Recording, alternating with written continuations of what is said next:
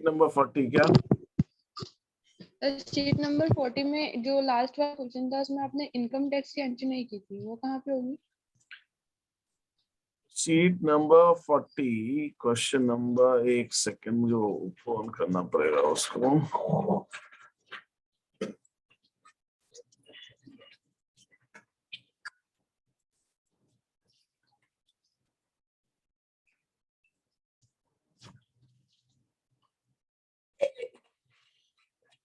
Okay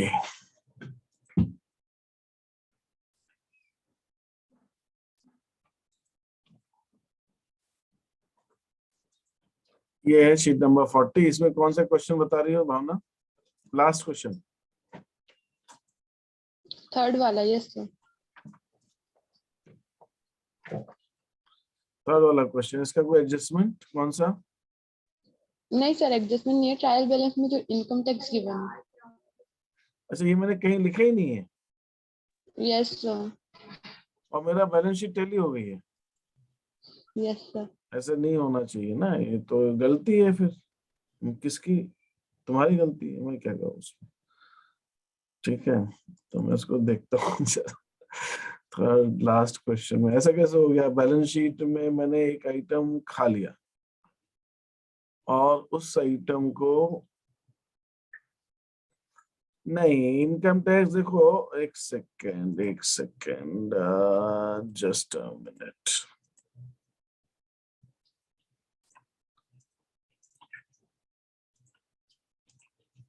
ये है income tax. अच्छा, 8,000 रुपए का इनकम टैक्स है। अच्छा, मैंने ऐसी कोई चीज दिखी क्या तुमको जो मैंने एक्स्ट्रा लिख दी हो? क्या कहते हैं भावना? सर आपने ड्राइंग्स की जगह यस ड्राइंग्स पर लिख दिया income yes tax. Yes drawing. Yes yes. आप मुझे बताइए, अगर मैं आपको एक ट्रांजैक्शन देता हूँ, आप मुझे ये बताइए, एक मैं आपको ट्रांजैक्शन देता हूँ, इनकम टैक्स पेड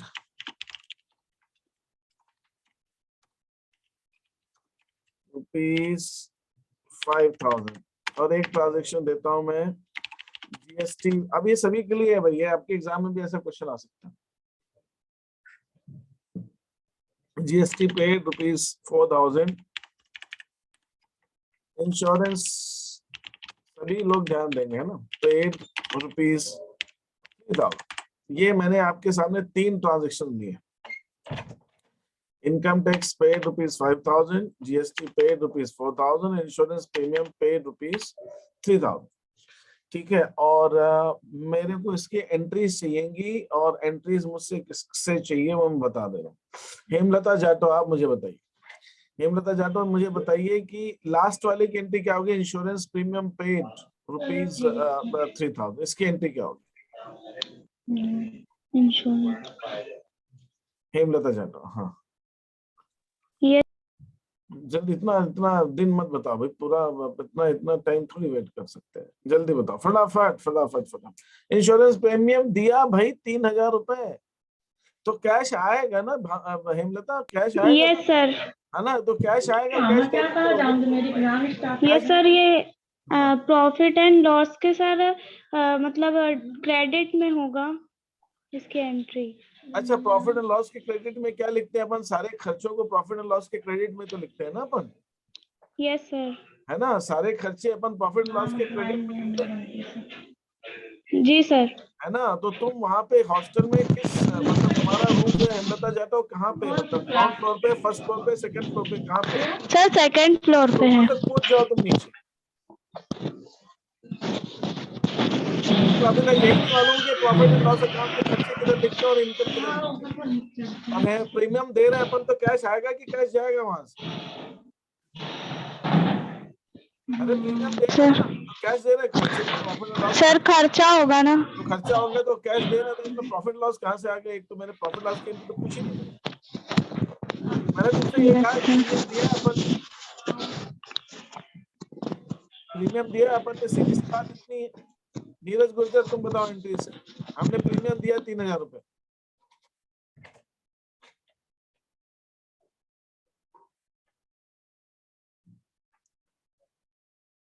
प्रीमियम दिया नीरज गुर्जर, हाँ ₹3,000 प्रीमियम दिया अपन ने, एंट्री बताइए फटाफट से। Insurance to cash. Insurance premium account debit to cash. Cash हाँ जा सर। रहा है, कैश क्रेडिट करो, इंश्योरेंस प्रीमियम को डेबिट करो। यहाँ पे सर जो कैश हमारी- जा रहा है। हाँ, तो यहाँ पे हमारी एंट्री होगी insurance premium account debit. Insurance premium खर्चा आया तो डेबिट होगा, तो कैश है।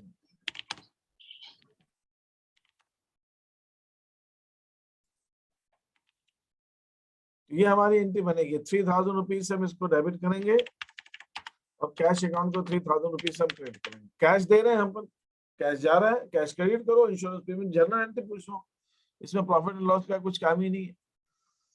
ठीक है, अब मैंने जीएसटी पे किया है 4000 रुपए, मैंने 4000 रुपए का जीएसटी पे किया है, तो वो उसकी जो एंट्री है मेरे को वो कौन देने वाला?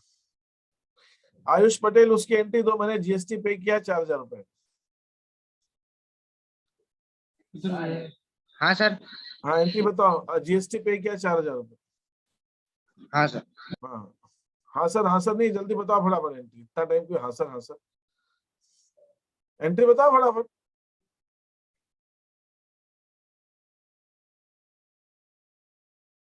अभिषेक नारगोल, तुमको आती है एंट्री? जीएसटी पे किया अपन है 4000 रुपए का। हाँ सर, हाँ सर कहता रहे, तो हाँ सर मत बोलना, हाँ सर। हाँ, एंट्री बताना फटाक से।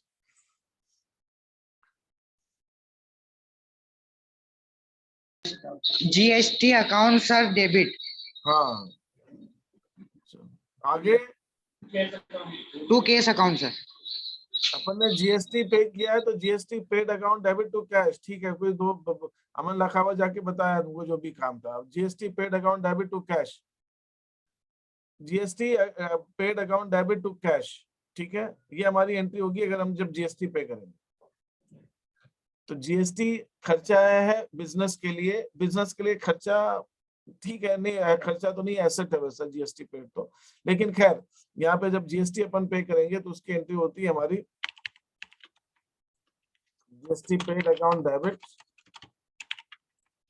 To cash account. यहाँ पे जीएसटी को हम बैंक से पे कर दें तो ज्यादा अच्छा है, लेकिन ठीक है, आप कैश भी लिखोगे तो चल जाएगा, लेकिन बैंक लिखना ज्यादा सही है। क्वेश्चन में दिया नहीं है कैश या बैंक, जीएसटी हमेशा बैंक के थ्रू पे होता है, लेकिन खैर कोई बात नहीं, आप कैश भी लिखो चले। अब भावना, अगर मैंने इनकम टैक्स पे किया तो इसकी एंट्री क्या होगी? Drawings account debit to bank. तो इसीलिए मैंने उसको ड्राइंग्स में लिया। Yes sir. Income tax business का खर्चा नहीं है, इनकम टैक्स बिजनेस का खर्चा नहीं होता। इनकम टैक्स किसके इनकम पे लगता है? ओनर के खुद की इनकम पे लगता है, तो बिजनेस का खर्चा थोड़ी है वो।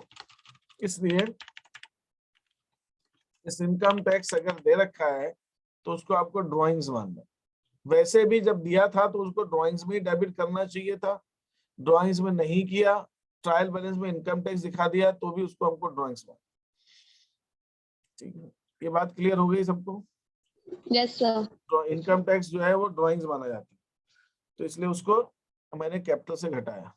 ठीक है, हाँ जी, और बताइए, और क्या पूछना है किसी को?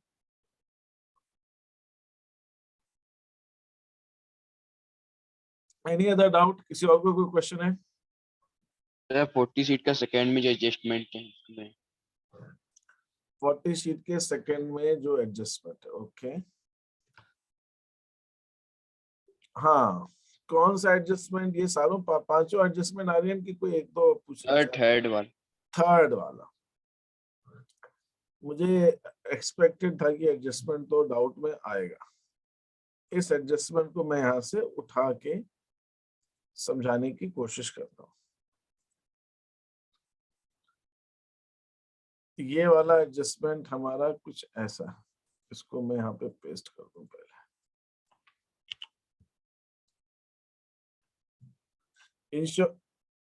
Insurance premium is paid for a year ending 31st March 2022। इसको आप ध्यान दीजिएगा क्योंकि ये एडजस्टमेंट मैं पहले एक बार बता चुका हूँ। ये किस साल हमारा बुक्स कब खत्म हो रही है? 31 दिसंबर को साल खत्म होता है, 31 दिसंबर। और प्रीमियम हमने कितना पे किया है यहाँ पे, प्रीमियम प्रीमियम ये 2000, ये 2000 रुपए का इंश्योरेंस प्रीमियम अपन ने पे किया है, ठीक है। 31 दिसंबर को साल खत्म होता है। इसका मतलब जो हमारा अकाउंटिंग ईयर है, इसका मतलब जो हमारा अकाउंटिंग ईयर है वो 1 जनवरी से 31 दिसंबर तक चलता है। तो यहाँ पर आएगा वो 1 जनवरी 2020 से स्टार्ट होगा, 1 जनवरी 2020 से, और वो जाके खत्म होगा हमारा अकाउंटिंग ईयर 31 दिसंबर 2020 को। फिर दूसरा अकाउंटिंग ईयर, दूसरा जो हमारा अकाउंटिंग ईयर है वो स्टार्ट होगा हमारा 1 जनवरी 2021 को, और वो खत्म होगा हमारा 31 दिसंबर 2021 को।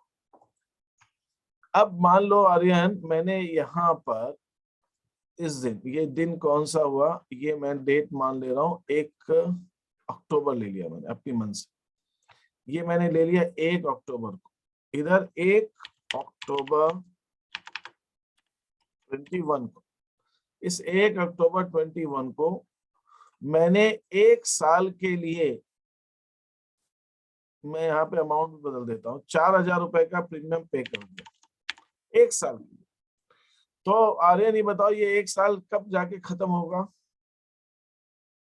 सेम डेट में 2022 में। ये जाके मेरा खत्म होगा 30 सितंबर 2022 को। ये जाके मेरा साल खत्म होगा 30 सितंबर 2022 को। लेकिन जब मैं, तो इसका मतलब ये जो प्रीमियम दिया है 4000 रुपए, वो मैंने दिया है जो प्रीमियम, ध्यान दीजिएगा सभी लोग, इसको जो मैंने प्रीमियम दिया है वो यहां से यहां तक का दिया, यहां से यहां तक का दिया। अगर मैं इसको बांटना चाहूं, बांटने से पहले काम ये करता हूं, लेकिन मेरा जो अकाउंटिंग ईयर है वो अकाउंटिंग ईयर ये वाला अलग है, इसको छोटा करता हूं, और ये वाला अकाउंटिंग ईयर दूसरा वाला, ये वाला अकाउंटिंग ईयर अलग है, ये दोनों अलग अलग अकाउंटिंग। तो इसका मतलब ये हुआ कि ये जो 4000 रुपए मैंने यहाँ पर पे किए, इसमें से 3 महीने तो इस साल आ गए, 3 महीने मैंने इस साल के, ये 4000 में 3 महीने का खर्चा तो इस साल का, और 9 महीने का खर्चा इस साल का।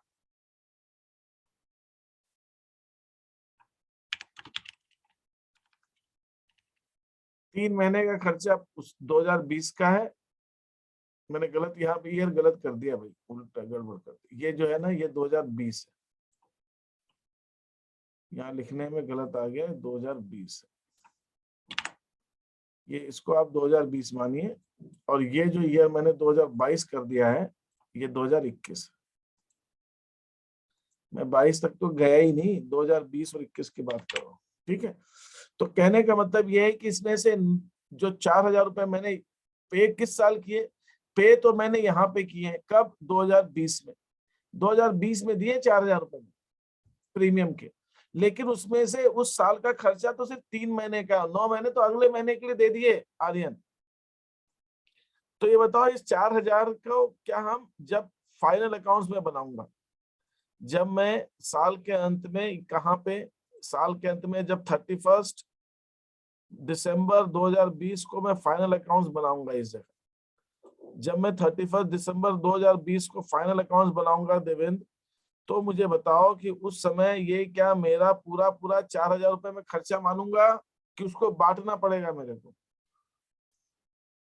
देवेंद्र कह रहा हूँ, ये आर्यन, सॉरी आर्यन से बात चल रही है, हाँ आर्यन, इसको बांटना पड़ेगा 4000, बांटना पड़ेगा। कितना कितना बांटूंगा सर 3 मंथ का बांटेंगे 1000 हो जाएगा।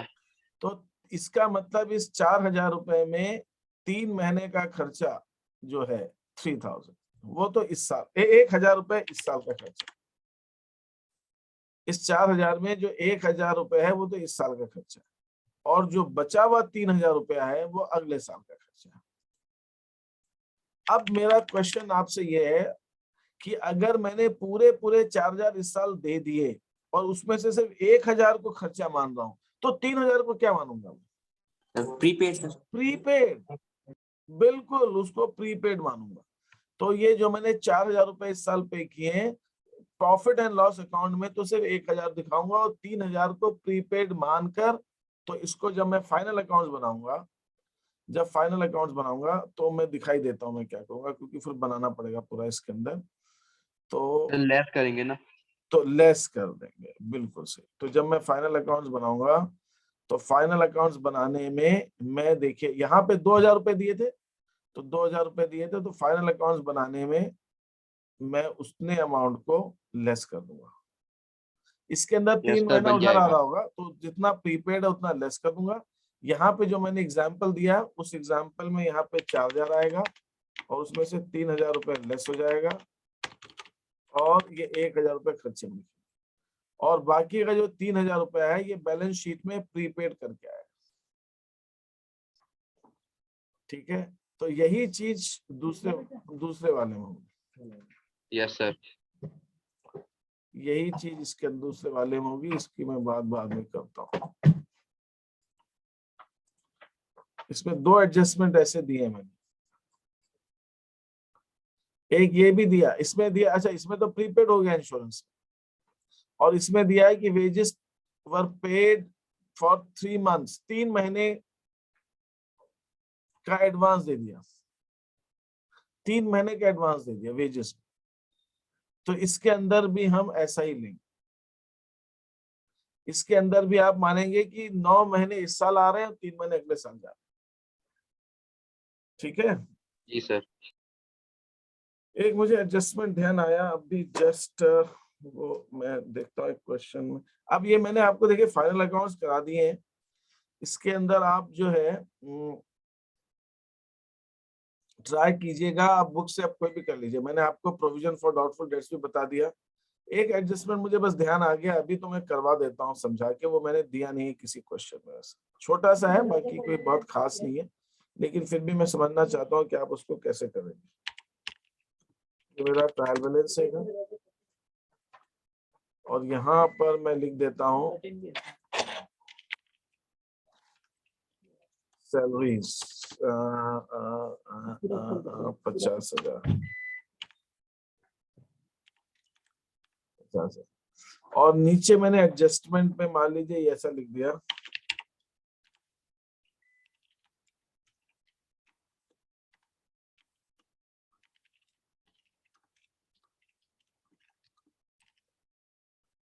salaries have been paid for 10 months, 10 महीने की मैंने सैलरी दी। तो ये मैं जिससे पूछूंगा वो मुझे इसका आंसर बताएगा कि इसके में कपिल विश्वकर्मा, ये कपिल विश्वकर्मा का है। हाँ कपिल विश्वकर्मा, तुम बताओ जरा इसको। हाँ कि ये एडजस्टमेंट क्या हुआ और इस मतलब क्या, इसका क्या मतलब क्या है, कोई बता सकते? कपिल विश्वकर्मा बताए। हाँ कपिल विश्वकर्मा कौन? मैंने भी एक नाम देखा, कपिल विश्वकर्मा। कपिल विश्वकर्मा, इस एडजस्टमेंट का क्या मतलब? सिंपल सा एडजस्टमेंट है। कपिल विश्वकर्मा को समझ आवाज नहीं आ रही मेरी ना?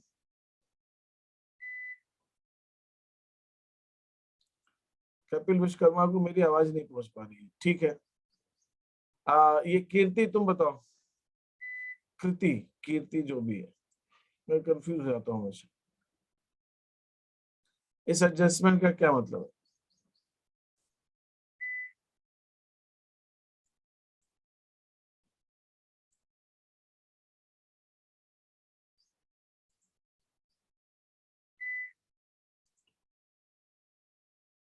ओके, सॉरी, किसी ने मुझे कहा नहीं, अनम्यूट आप कर सकते हैं अपने आप को। मेरी आवाज क्यों नहीं आ रही? हाँ कीर्ति, आप बताइए।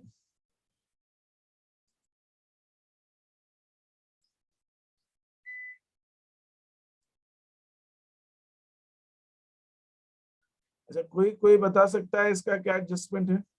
यस सर सर prepared है सर। यस सर प्रिपेयर्ड है।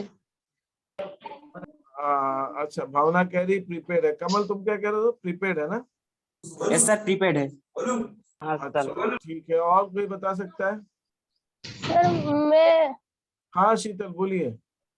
सर इसमें है ना कहा गया कि 10 महीने की पेड है, मतलब एक महीने की सैलरी 5000 है और 10,000 मीन्स आउटस्टैंडिंग है अभी। बिल्कुल सही कह रही है शीतल। भाई साल भर में कितने महीने होते हैं? 12 महीने होते हैं ना, और हमने 10 ही महीने की सैलरी दी है, तो 10 महीने की सैलरी दी है 50,000 रुपए, तो 50,000 को जब 10 से डिवाइड करेंगे तो एक महीने की सैलरी आएगी 5,000 रुपए। तो इसका मतलब हमने सिर्फ 10 महीने की सैलरी 50,000 दी है, 2 महीने की सैलरी बाकी है, आउटस्टैंडिंग है। Yes sir. 10,000 रुपए इसके अंदर आउटस्टैंडिंग, ये प्रीपेड नहीं है, ये 10,000 रुपए इसमें आउटस्टैंडिंग है। इसका मतलब 10 महीने की सैलरी बकाया है, अभी देना बाकी है। भाई साल भर के अंदर हमें 12 महीने की सैलरी देनी थी और हमने सिर्फ 10 महीने की सैलरी दी। सर एडजस्टमेंट घुमा कर भी दे सकते हैं सर। तो एडजस्टमेंट घुमा के भी दे सकते हैं, बिल्कुल दे सकते हैं एडजस्टमेंट घुमा के। ठीक है, तो ये एडजस्टमेंट वो वाला था। ठीक है, अब आप लोग और बताइए, आप लोगों के क्या डाउट्स हैं? किसी और के कुछ डाउट्स आप लोग पूछने तो पूछ लीजिए।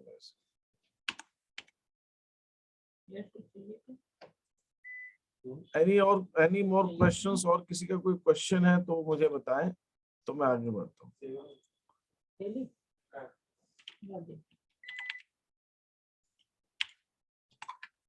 हाँ जी, एनी क्वेश्चंस?